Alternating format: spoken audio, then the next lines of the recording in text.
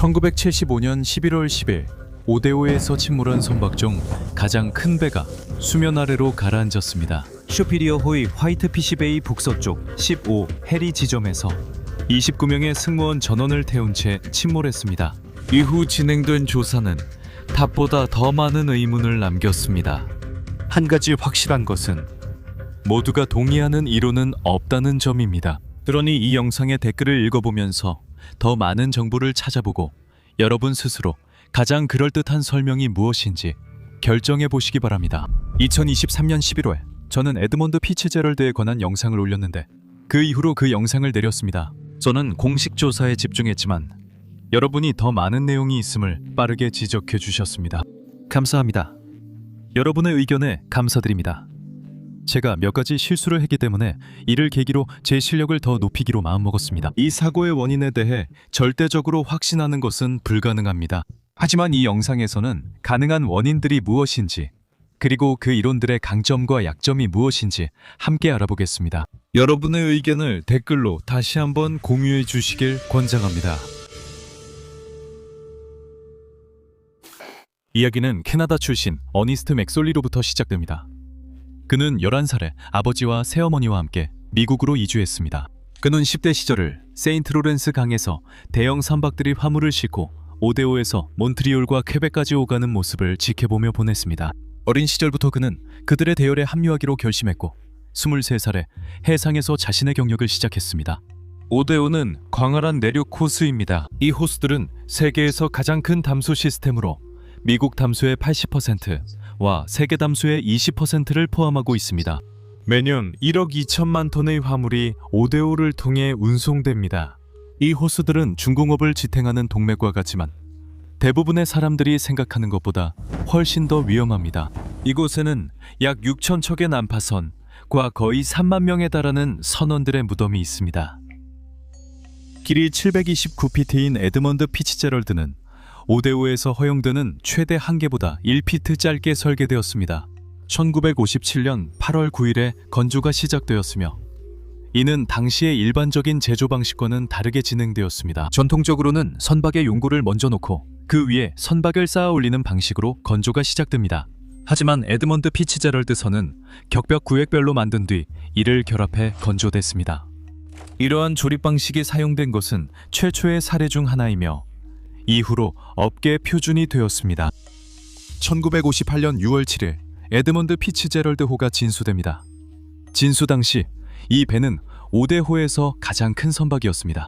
이 배의 무게는 13,632톤이며 25,000톤이 넘는 화물을 실을 수 있습니다. 이 배에는 29명의 승무원이 탑승하며 거대한 증기 터빈 엔진으로 시속 14노트의 속도로 움직입니다. 이 배는 노스웨스턴 뮤추얼 생명보험 회사의 사장 겸 CEO인 에드먼드 피츠제럴드의 이름을 따서 지어졌으며 그는 840만 달러에 달하는 이 배의 비용을 부담했습니다. 명명식에서 에드먼드 피츠제럴드의 아내인 엘리자베스 피츠제럴드는 피츠제럴드호의 측면에 샴페인병을 깨트리려고 시도합니다. 그녀는 3번 시도에서야 성공합니다. 최근 몇 년 사이에 전통적인 샴페인 명명식 병은 더 쉽게 깨지도록 얇아졌으며 실패했을 때 당혹감과 미신을 피하기 위해 그렇게 되었습니다. 미신을 더욱 강화하듯이 밧줄을 푸는 데에도 30분이 넘게 걸립니다. 그리고 배는 위험한 각도로 물속으로 미끄러져 내려가며 거대한 파도가 반대편 강둑까지 밀려가서 진수식을 지켜보던 사람들을 흠뻑 적십니다. 거의 15,000명에 달하는 관중들 사이에서 58세의 한 남성이 심장마비를 일으켜 현장에서 사망했다고 전해집니다. 미신을 믿는 사람들은 이 일련의 사건들을 그 배에게 불운이 닥칠 징조로 여깁니다. 그럼에도 불구하고 배는 준비를 마치고 운항에 들어갑니다. 선내 대형 증기동력 장치로 이 배는 당시 가장 빠른 화물선 중 하나가 되었습니다. 조타실에는 당시로서는 가장 첨단의 항해 및 해도 장비와 최고급 무선 통신 장비가 갖추어져 있습니다. 내부 설비는 화물선 치고는 매우 호화롭습니다. 2개의 게스트 객실, 게스트 라운지, 안락한 선장 사무실과 선실, 세탁실, 휴게데크, 그리고 승무원 선실 모두 업계 기준보다 넓게 설계되어 있습니다. 또한 선내 2개의 식당에 식사를 제공할 수 있도록 모든 편의 시설을 갖춘 주방도 있습니다. 하나는 사관들과 회사 손님들을 위한 고급 식당이고 다른 하나는 승무원들을 위한 식당입니다. 이 배는 오글비 노튼 미네랄 컴퍼니의 25년 계약으로 임대되었습니다. 1958년 9월 22일 에드먼드 피치제럴드는 첫 항해를 시작합니다. 미시간주 디트로이트의 루즈강에서 태어난 이 배는 미네소타주 실버베이로 항해하여 타코나이트, 즉 철광석을 실으러 갑니다. 첫 항해에서 이 배는 5대5 적재량 신기록을 세웁니다. 이는 앞으로 세울 많은 기록 중 첫 번째입니다. 이 배는 10년 넘게 5대5 최대 선박이었고 이전엔 불가능했던 화물 적재량을 운반했습니다. 구경꾼들은 선박이 간문과 수로를 지나는 장면을 보기 위해 줄을 섭니다. 이 배는 선장 피터 펄서가 사기를 북돋으려고 확성기로 음악을 틀어 노래하는 배라는 별명이 붙었습니다. 그는 배가 부두를 지날 때면 확성기로 구경꾼들에게 배에 관한 사실들을 알려주는 것으로도 유명합니다. 새로운 건조 기술부터 가장 큰 배로 건조된 점, 진수식 때 따라다녔던 미신을 떨쳐낸 것, 다른 어떤 배보다 더 많은 대량 화물을 운반한 것, 그리고 개성 있는 선장까지. 에드먼드 피치제럴드는 오늘날의 스페이스X에 비견될 만한 명성과 전설을 쌓아갔습니다.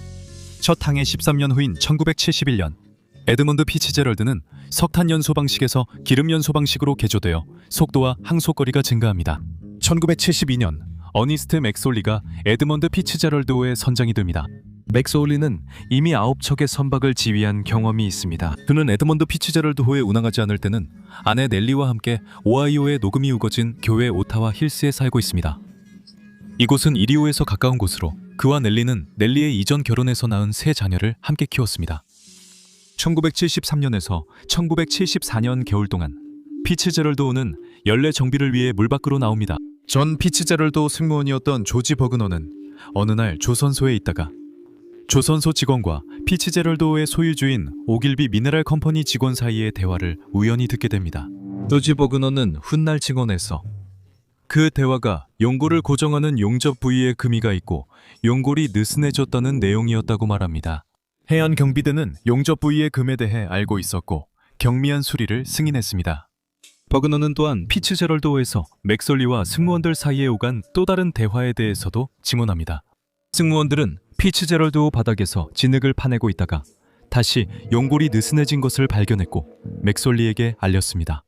버그너의 말에 따르면 맥솔리는 이 빌어먹을 배는 앞으로 1년만 더 버티면 된다고 대답했습니다. 그 후 무슨 일이 일어나든 상관없다고 했습니다. 맥솔리는 시즌 종료 후 은퇴할 예정이어서 문제는 새 선장에게 넘어가게 됐습니다. 저는 이것을 에드먼드 피치제럴드 침몰의 첫 번째 이론이라고 부르겠습니다. 관리 상태가 좋지 않은 화물선은 사고가 일어날 수밖에 없는 상황입니다.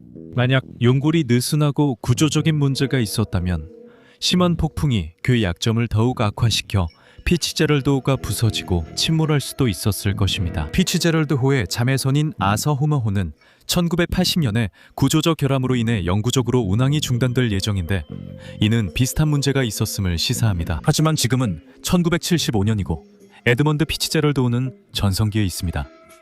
아직 25년짜리 최초 계약 기간 중이며 예상 운항 수명의 3분의 1도 채 지나지 않았습니다. 1975년 11월 9일 오전 8시 30분 에드먼드 피치제럴드호는 벌링턴 노던 철도부두에 정박해 있습니다. 에드먼드 피치제럴드호는 위스콘신주 수피리어에서 슈피리어호를 건너 디트로이트 강의 주그 아일랜드까지 가는 항해를 위해 26,000톤이 넘는 타코나이트를 싣기 시작합니다. 적재 과정은 항상 그렇듯 길게 이어집니다. 시즌이 끝나갈 무렵 피츠제럴드호는 겨울 날씨가 닥치기 전에 최대한 많은 화물을 운반하려고 합니다. 적재 감독과 갑판장은 거대한 선체 전체에 광석이 제대로 분배되도록 협력하여 작업합니다. 한쪽에 너무 많이 실리면 배가 전복될 위험이 있습니다. 중앙선에 과적하면 배가 항구에서 밑바닥을 끌거나 심하면 선체가 부러질 수 있습니다. 이로 인해 여러 배가 이미 파손된 적이 있습니다. 이것은 에드먼드 피치제럴드호 침몰의 두 번째 이론이라고 할 수 있습니다. 만약 배가 적재 한계까지 화물을 싣고 있다면 흘수선 위 높이가 줄어듭니다. 흘수선 위 높이란 여유 적재 용량을 의미합니다. 배는 일정 높이의 흘수선이 필요하며 그렇지 않으면 침몰합니다. 모든 배는 반드시 지켜야 할 최대 흘수선 높이가 있습니다. 피츠제럴드호가 과적되면 흘수선 위 높이가 줄어들고 평상시 날씨 조건에서는 큰 문제가 되지 않을 수도 있습니다. 국립기상청은 11월에 대형 폭풍을 추적하고 있었지만 그 폭풍이 슈피리어호 남쪽을 지나갈 것으로 예보했습니다. 6시간이 지난 14시 15분 선원들은 계류줄을 걷어들이고 에드먼드 피츠제럴드호는 26,116톤의 타코나이트 펠릿을 싣고 디트로이트를 향해 슈피리어호로 출항합니다. 선적 후 피츠제럴드호 선원들은 갑판 해치 커버를 단단히 고정해 화물창을 밀봉합니다.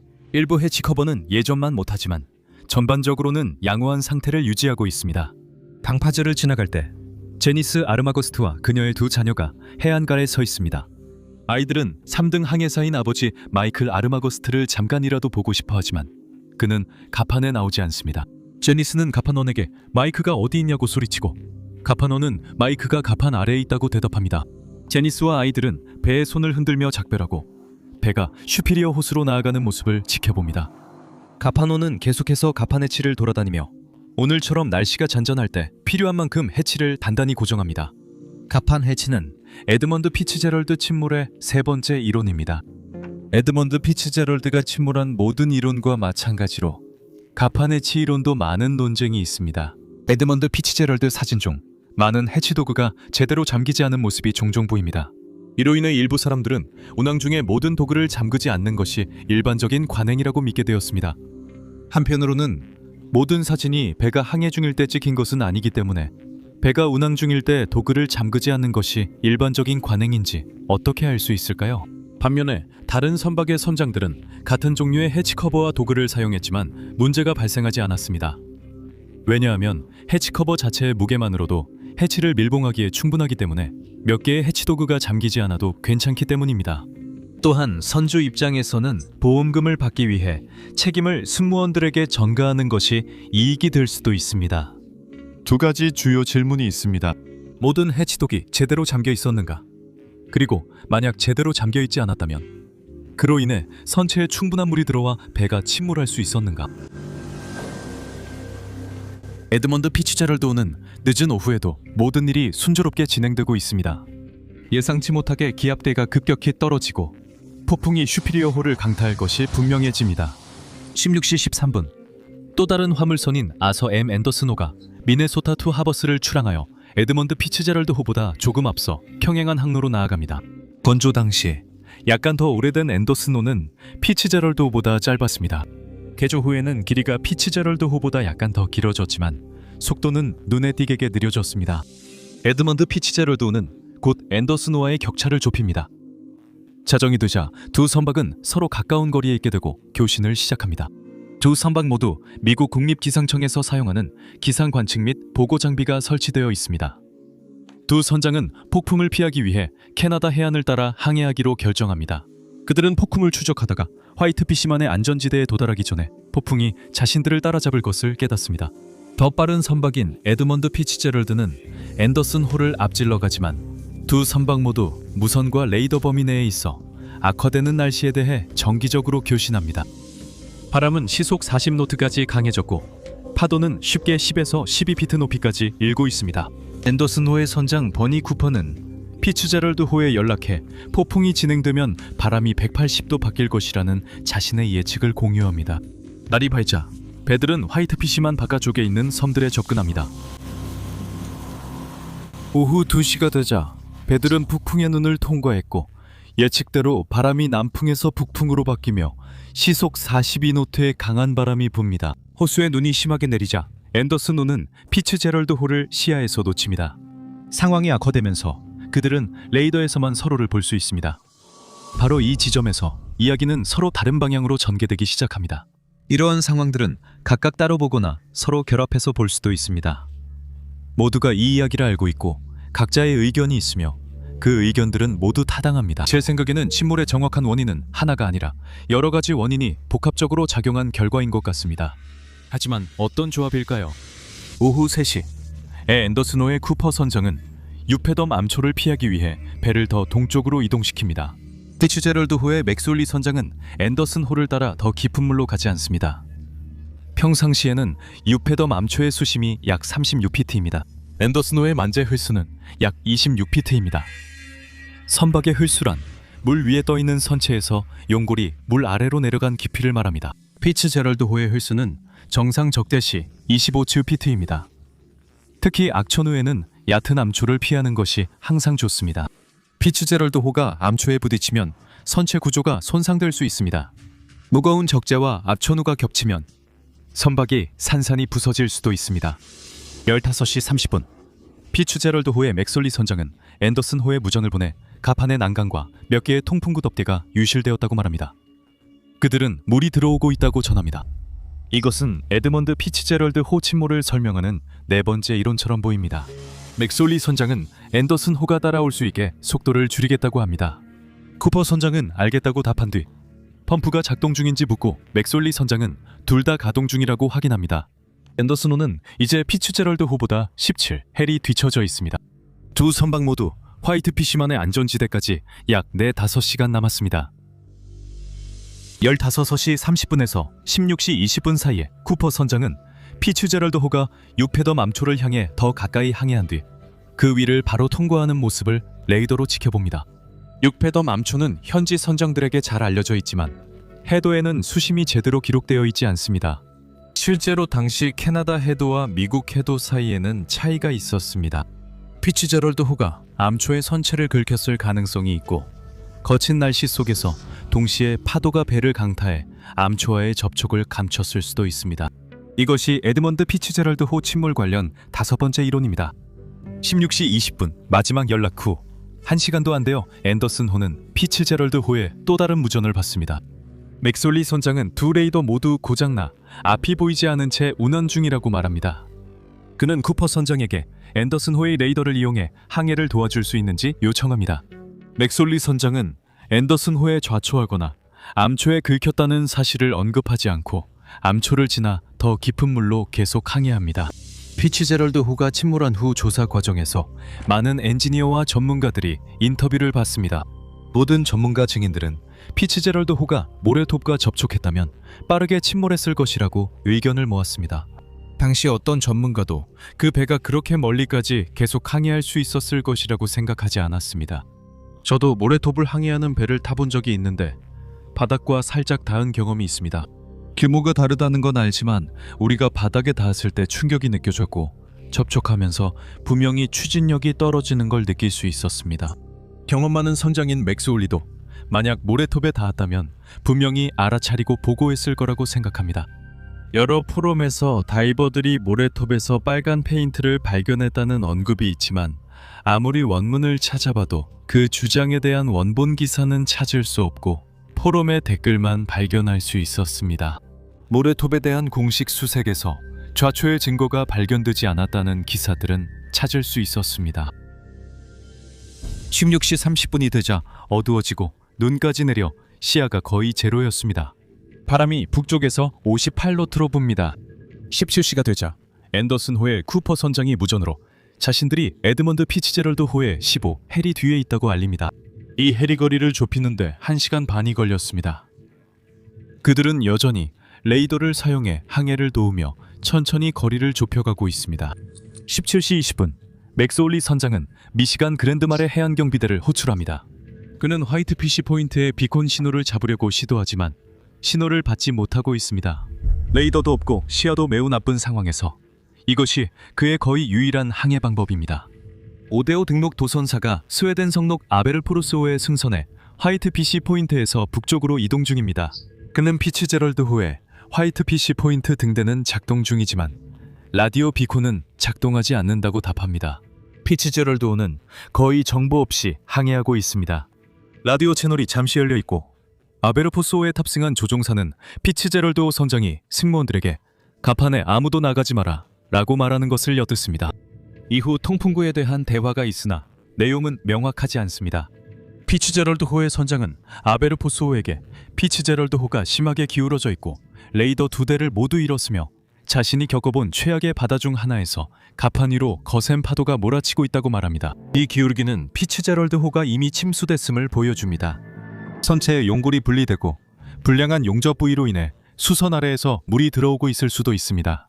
아마도 갑판 해치가 제대로 잠기지 않아 물이 화물 해치로 들어갔을 수도 있고 그 화물 해치에는 이런 상황에서 안전 기준을 초과하는 짐이 실려 있을 수도 있습니다. 손상된 통풍구 덮개로 인해 충분한 양의 물이 들어와 배가 기울었을 수도 있습니다.